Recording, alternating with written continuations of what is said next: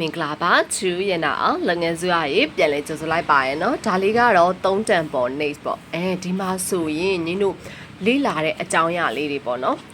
ဒီ3တန်ပေါ် next ကိုမှထပ်ပြီးတော့ကိုကအထူး special လေးလာခြင်းတဲ့သူတွေဆိုရင်တော့ဆရာတကုံထုတ်ထားတဲ့စာအုပ်လေးညရှိမှရပါမယ်ဒါလေးကိုလည်းထပ်လောင်းပြောပေးချင်ပါတယ်တချို့လူတွေက3တန်ပေါ် next ကိုတက်လေးလာခြင်းတဲ့သူတွေရှိကြရပေါ့နော်ဒါကြောင့်မလို့ငင်းထားပေးထားတာပဲဖြစ်ပါတယ်ဒါဆိုရင်တိုင်နေနဲ့ပတ်သက်ပြီးတော့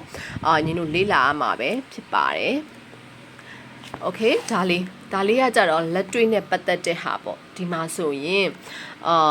โอเคဒီမှာဘာတွေပါလဲဆိုတာလေးကိုတစ်ချက်သွားကြည့်ရအောင်ဒီမှာကမာတိကာမာအနေနဲ့ဒီမှာအများကြီးပဲပါဝင်ထားရပေါ့နော်ဇာတာအလိုက်ညီတို့ဂျိုရီအလိုက်ဟောတဲ့ပုံစံလေးတွေကစားကိုကလေ့လာရမှာပဲဖြစ်ပါတယ်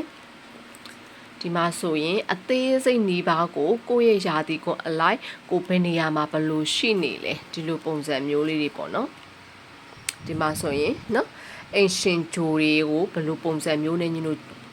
ပြောပြီးတော့ဟောကြမလဲဒါလေးတွေကကစားလေးလာရမယ်စာအုပ်လေးပဲဖြစ်ပါတယ်မိတ်ဆွေတို့အနေနဲ့လိုချင်နေဆိုရင်ဒီစာအုပ်လေးနှစ်အုပ်ကို screenshot လေးရိုက် Viber ဖုန်းနံပါတ်0925454556ကိုသာဆက်သွယ်ပေးပါဆိုပြီးပြောချင်ပါတယ်ဒီမှာဆိုရင်အုံးရှစ်တွေပါမယ်ကသစ်တွေပါမယ်ဒီမှာက niche ပြတဲ့